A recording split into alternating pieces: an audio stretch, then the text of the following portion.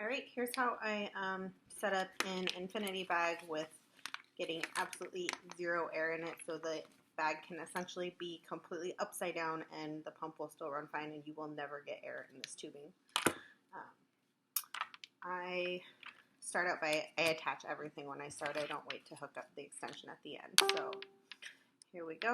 If you aren't familiar with manually priming the infinity set, on the cassette there's this little teardrop. You can squeeze right below it or compress the two sides together and it will make it a free-flowing gravity set and you don't have to deal with the pump to prime. I'm just going to put in half the can of formula so that I can show you how I prime it, and then I'll show you how I refill it and maintain that air-free environment. When you fill it, I like to loosen up the back of the bag, get that kind of, you know, how it sticks to itself. And we'll just pour some formula in. And that looks good. And the goal here is to get all the air out, but when you initially seal it, you don't want to try and push the air out because you want to have this air in here to displace the fluid. So I've kind of puffed out the bag pretty well. I'm going to put the lid on, make sure it's in place, and then flip it completely upside down and give it a nice squeeze so that you have all that air pushed to the top and the fluid sitting below it. Then you want to press on your teardrop and slowly push all this air out, and you kind of have to adjust your angle a little bit to get all the air out first and the fluid last. And then once you get all the air out, you can see there's zero air in this bag. Then just go ahead and squeeze it and prime it the rest of the way through. Done. Okay, so there's zero air in this tubing. Sorry for the angle, and there is absolutely zero air in this bag. No matter what I do, I cannot get any air in here. It's a complete vacuum seal.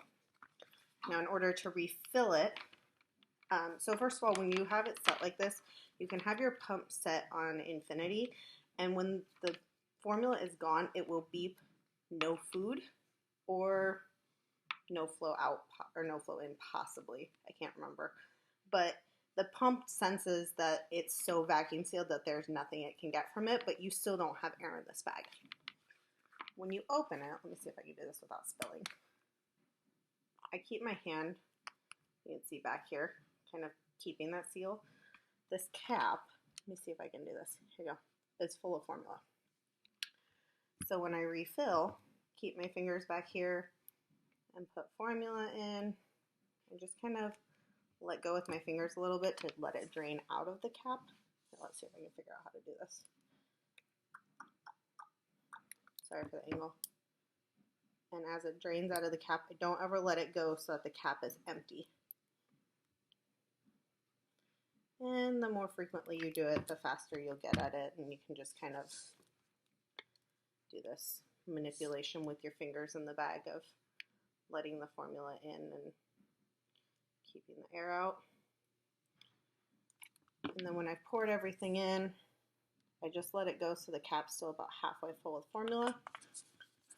Screw it back on, and voila, you now have refilled your bag and you still have that beautiful vacuum seal where there ends up being a little bit of air in here, but it's very minimal, and you can squeeze that out by just opening the cap and squeezing up even more into here.